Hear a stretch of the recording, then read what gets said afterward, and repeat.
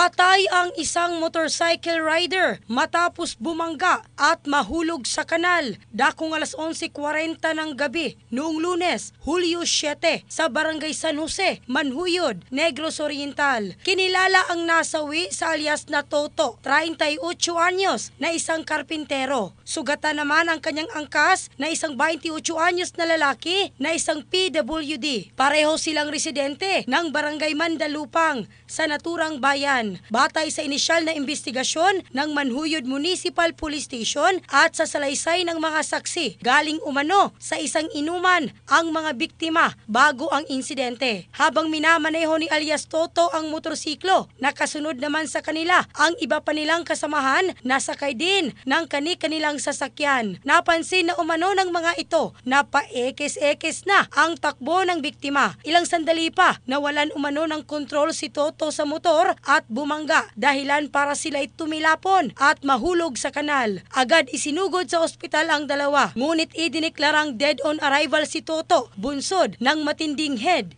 injury. In the heart of changing lives, ako si Michelle Craste ng Brigada News Philippines, the Music and News Authority.